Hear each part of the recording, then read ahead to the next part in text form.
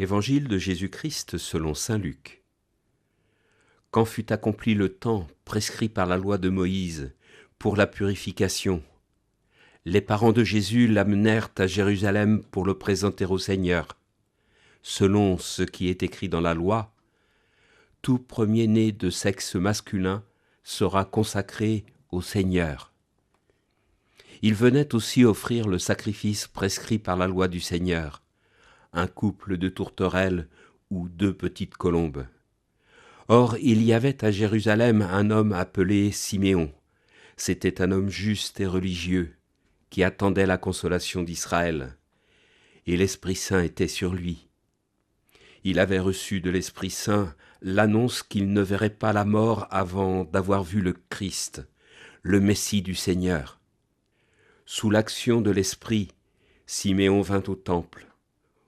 Au moment où les parents présentaient l'enfant Jésus pour se conformer au rite de la loi qui le concernait, Siméon reçut l'enfant dans ses bras, et il bénit Dieu en disant : « Maintenant, ô Maître souverain, tu peux laisser ton serviteur s'en aller en paix selon ta parole, car mes yeux ont vu le salut que tu préparais à la face des peuples.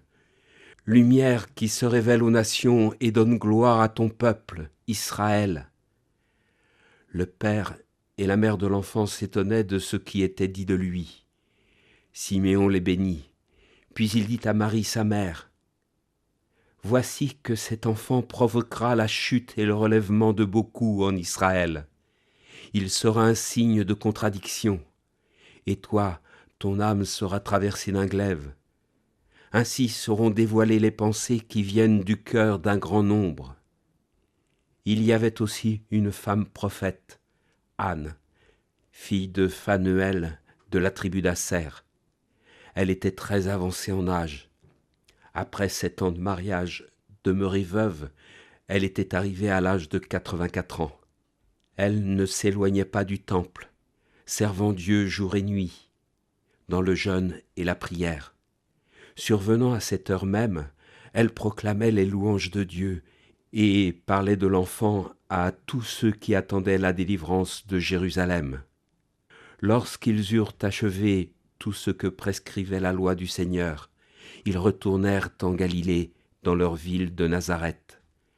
L'enfant, lui, grandissait et se fortifiait, rempli de sagesse, et la grâce de Dieu était sur lui.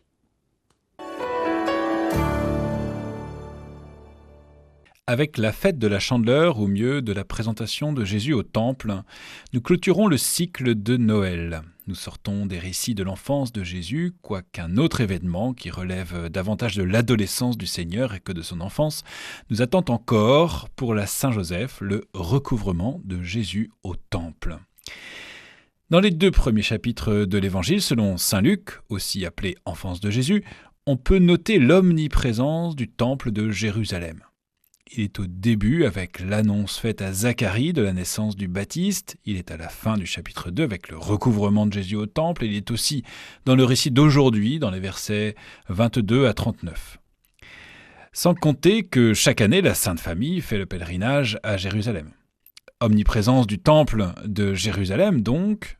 Vous savez bien que l'évangéliste Luc est représenté par un taureau, animal qui était sacrifié au temple en holocauste. L'évangile selon saint Luc est un évangile cultuel, dans lequel le temple a une importance primordiale. D'ailleurs, cet évangile se termine par la mention du fait qu'après l'ascension du Christ, les apôtres étaient sans cesse dans le temple à bénir Dieu, exactement comme cette curieuse prophétesse Anne, dont l'évangile nous dit qu'elle ne quittait pas le temple, servant Dieu nuit et jour dans le jeûne et la prière. Cette insistance sur le culte est un véritable message. Tout d'abord, il se passe des choses dans le temple.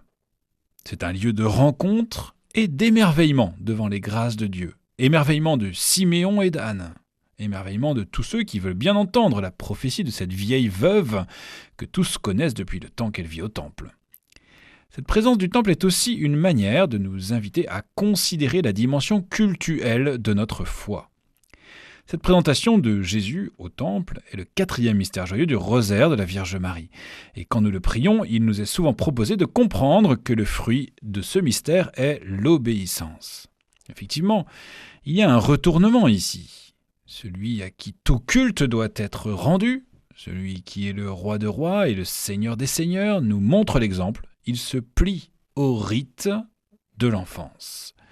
Il observe la loi du Seigneur, expression qui se trouve 3 fois dans notre évangile et 5 dans tout le chapitre.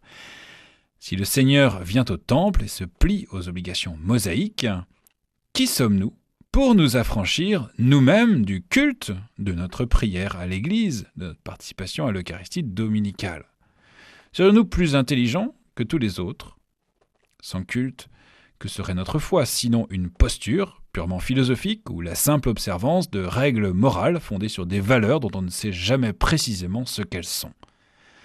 Oui, notre foi comporte des valeurs, une ligne de conduite, une pensée, mais tout cela n'est rien sans la dimension cultuelle qui demande évidemment plus qu'une simple pratique rituelle. Tout est important. Jésus est donc présenté au temple. Jésus, objet de notre culte, est ici sujet du culte. Il se plie à la forme religieuse qu'il a lui-même dictée à Moïse. S'il s'y plie, c'est pour que nous ne croyions jamais devoir en être exemptés. Le culte rendu à Dieu est pour nous aussi la forme que lui-même nous donne pour être en relation avec lui.